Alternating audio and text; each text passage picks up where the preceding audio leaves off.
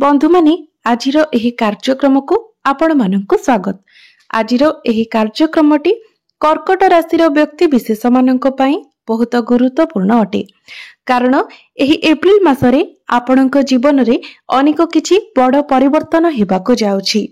आपणकु जेउ समयर अपेक्षा थिला आपणक पई सेही समय आसी जाइछि, कारण आपणक राशि रे जेउ शनि अढेई चलीथिला ताहार समाप्त होई जाइछि, जहा फଳରେ आपणक जीवन रे जेउ समस्या दीर्घ 2.5 वर्ष धरि लागि रहितिला सेथिरो आपण वर्तमान बाहरिबाको जाउछंती। आपणकर जेउ मानसिक दुश्चिंता रहुतिला, आपणक उपरे रेस्पोंसिबिलिटी अधिक थिला, कार्यभार अधिक रहुतिला, प्रत्येक क्षेत्र रे आपणकु जेउ असफलतार सामना करिबाको पडुथिला, वर्तमान से सबु समस्या आपणकर दूर हेबाको जाउछि। तो एप्रिल मासरे आपणक जीवन रे केउ सब परिवर्तन हेबाको जाउछि, आपणकर स्वास्थ्य, शिक्षा, प्रेम जीवन, वैवाहिक जीवन, भाग्य, क्यारियर एवं व्यापार वाणिज्यर स्थिति किपरि रहिबाको जाउछि, एहा व्यतीत नवग्रह अंकर स्थिति आपणक पई किपरि रहिबो एवं नवग्रह आपणकु केउ भली फल प्रदान करिवे से विषय रे आजिर एही भिडियो रे आमे माने विस्तार भाबरे आलोचना करिबा। तो सेथि पई आपणकर जदि कर्कट राशि होई थाए तो भिडियोटी को स्किप न करी शेष पर्यंत निश्चय देखंतु एवं भिडियोटी को लाइक करी चैनल टी को सब्सक्राइब करि दियंतु। कमेंट बॉक्स रे भक्ति एवं श्रद्धार सहित जय श्री जगन्नाथ निश्चय लिखंतु।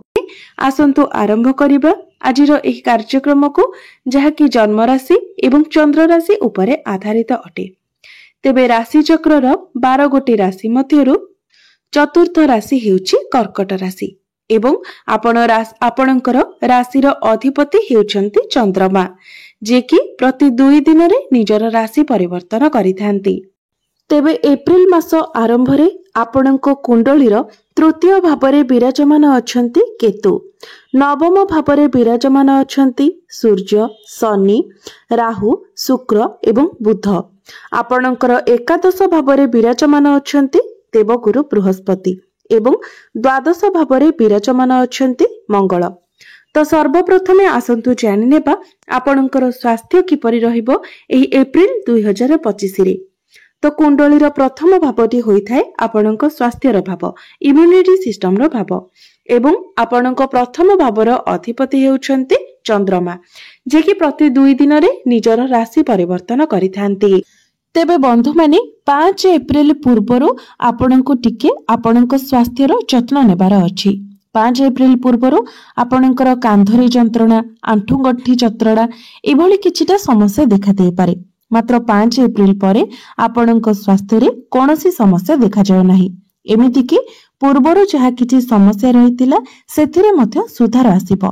तो 5 एप्रिल परे स्वास्थ्य को नेकी चिंता करिवार कोनोसी बे आवश्यकता नाही। मात्र आपणकर जेहेतु पंचग्रह जोग हेउछि तो सेथिपाई आपण टिके केवल निजर खाद्य पेय रे नियंत्रण रक्षा करिवे, खाद्य पेय प्रति ध्यान देबे।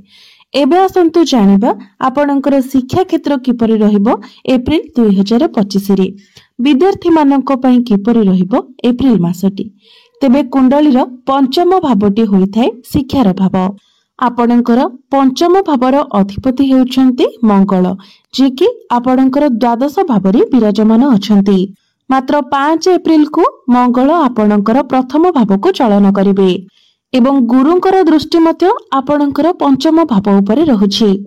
तो बंधु माने 5 एप्रिल परे आपणकर पाठ पढ़ा बहुत भल रहिबो एवं 14 एप्रिल परे आहुरी अधिक भल रहिबो, कारण 14 एप्रिल को सूर्य आपणकर केंद्र को चलन करिवे। आपणकर दशम भावरे सूर्य उच्चस्थ होई जिवे, तो सेतेबेले आपणको पाठ पढ़ारे आहुरी अधिक सफलता प्राप्ति हेबो। जदि आपणकर कोनोसी गवर्नमेंट एग्जाम अछि तो सेथिरे निश्चित भावरे आपण उत्तीर्ण हेबे। एहा व्यतीत जदि आपण कोनोसी एडमिशन नेबा पई चाहुछंती किंबा फॉर्म फिलअप करिबा पई चाहुछंती तो 5 एप्रिल परठारु समय आपणक पई भल रहइबो। तो से सब आपण एप्रिल मासरे करि परिबे। एबे आसंतु जानिबा आपणकर प्रेम जीवन किपरि रहिबो एप्रिल 2025 रे। तेबे बंधु माने कुंडलीर पंचम भावटी आपणकर शिक्षार भाव हेबा सहित पंचम भावटी मध्ये होइताय आपणक प्रेम जीवनर भाव एवं संतानर भाव। तो आपणकर पंचम भावर अधिपति हेउछंती मंगल, जे कि आपणकर द्वादश भाव में विराजमान अछंती। मात्र 5 एप्रिल को मंगल आपणकर प्रथम भाव को चलन करिवे, आपणकर प्रथम भाव में गोचर करिवे।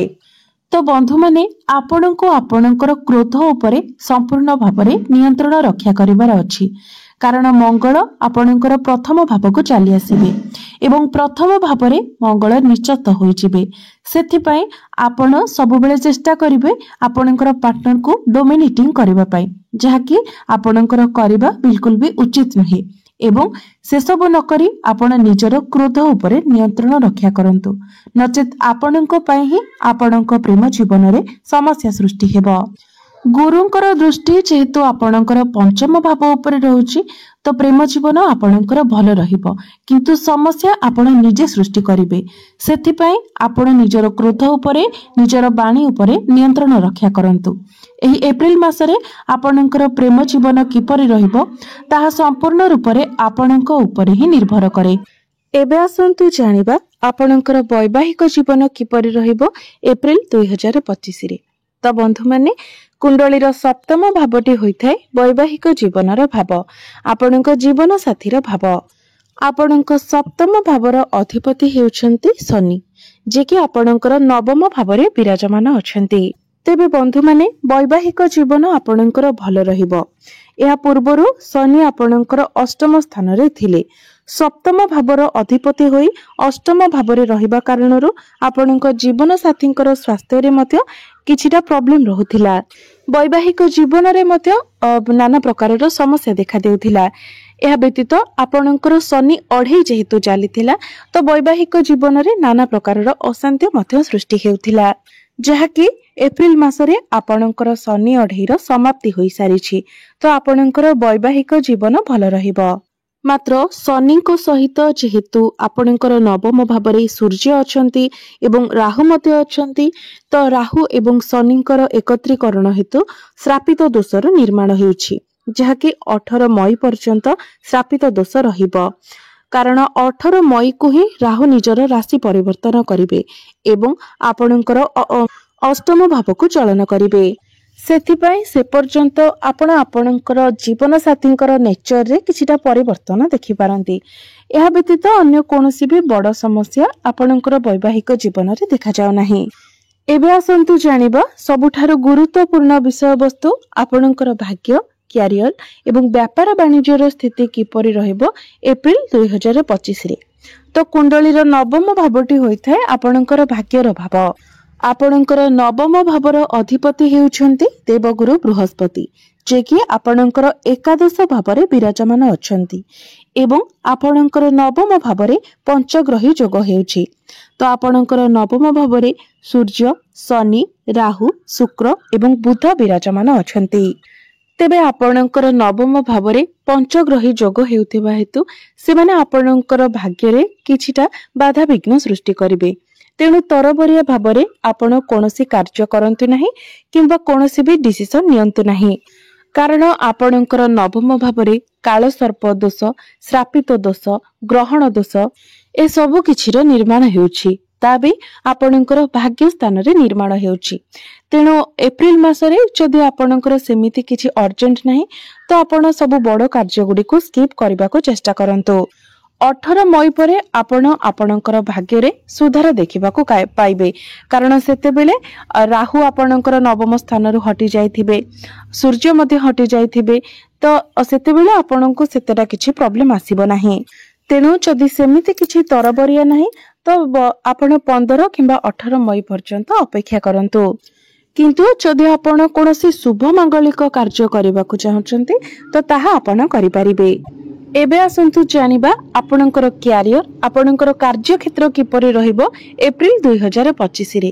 तो बंधु माने कुंडलीर दशम भावटी होइथाय आपणकर क्यारियर भाव। आपणकर दशम भावर अधिपति हेउछंती मंगल। मंगल वर्तमान आपणकर द्वादश भाव में विराजमान अछंती। मात्र 5 एप्रिल को मंगल आपणकर लग्न को चलन करिवे। तो क्यारियर आपणकर एप्रिल मासरे सर्वश्रेष्ठ रहिबो। 5 एप्रिल परे आपणकर क्यारियर जहाँ भी किसी बाधाविघ्न थिला, समस्या थिला, टार्गेट थिला किंबा आपणक विरुद्ध रे किछि पॉलिटिक्स चली थिला, से सब आपणक ठारू दूर होई जिवो। मात्र मंगल जेहेतु आपणकर प्रथम भाव में निचस्थ रहिबे, सेथिबाई आपणको निजर क्रोध उपरे नियंत्रण रक्षा करिवार अछि, निजर आग्रेशन उपरे आपणको कंट्रोल करिवार अछि। किंतु क्यारियर आपणकर 5 एप्रिल परे बहुत भल रहिबो। एवं जदि आपणको पाखरे कोनोसी चाकरी नाही, चाकरी पई आपण प्रिपेयर हेउछंती, तो 14 एप्रिल परे आपणको चाकरी मिलिबार बहुत अधिक संभावना रहुछि। कारण 14 एप्रिल को सूर्य आपणकर 10म भावरे उच्चस्थ होई जिवे। सेथि पई चाकरी पई आपण निजर चेष्टा जारी रखंतु। एहा व्यतीत 14 एप्रिल परे क्यारियर रे आपणको अचीवमेंट मिली पारे, मान सम्मान मिली पारे, कार्य क्षेत्र रे आपण प्रशंसित होई पारंती, चाकरी क्षेत्र रे आपणकर प्रमोशन मध्य होई पारे। केवल आपण निज तरफरु चेष्टा करंतु, कारण समय आपणको संपूर्ण रूप रे साथ देबो। बिजनेस रो कथा जदि हेबा तो बिजनेस आपणकर एप्रिल मासरे आहुरी अधिक भल रहिबो, कारण शनि, शुक्र एवं बुध 3 जण जाक एकत्र अछंती। भाग्य रे आपणकर बाधाविघ्न आसिले मध्य बिजनेस किंतु आपणकर बहुत भल रहुछि। बिजनेस रे आपणकर ग्रोथ हेबो, फाइनेंशियल ग्रोथ हेबो। बिजनेस रे आपण किछि जोड़िबा पई चेष्टा करिवे, बिजनेस को आगो को बढ़ाइबा पई चेष्टा करिवे। तेबे आपणकर जेहेतु शनि अढ़ेईर समाप्त होई गला, तो पूर्वरु आपणकर जे डिप्रेशन थिला, पारिवारिक अशांति थिला, स्वास्थ्य रे किछि समस्या रहुथिला, परिवार रे मध्य सदस्य मानकर स्वास्थ्य रे अवनति देखा देउथिला, से सब आपणकर धीरे धीरे दूर हेबाकू लागिबो। तो एबे आसंतु जानि नेबा किछि विशेष प्रतिकार विषय रे, जे प्रतिकार गुडिक करिबा द्वारा आपणकर जहा सब अशुभत्व रहुछि से सब खंडन होई पारिबो एवं आपणको अधिक शुभत्व प्राप्ति होई पारिबो। तो सेथि पई आपण प्रत्येक दिन चंद्रमांकर बीज मंत्र 108 थर जप करंतु। प्रत्येक दिन आपण हनुमान चालीसार पाठ करंतु। प्रत्येक दिन आपण गुरुंकर बीज मंत्र मध्य 108 थर जप करंतु एवं प्रत्येक दिन आपण उदित सूर्य को तंबा पात्र रे जलार्घ्य अर्पण करंतु। निश्चित भावरे समस्त अशुभत्व गुडिक खंडन होई आपणको अधिक शुभत्व प्राप्ति होई पारिबो। तेबे बंधु माने आपणकर जीवन मंगलमय हेउ, एहा ही ईश्वरंक निकटरे मोर प्रार्थना। धन्यवाद।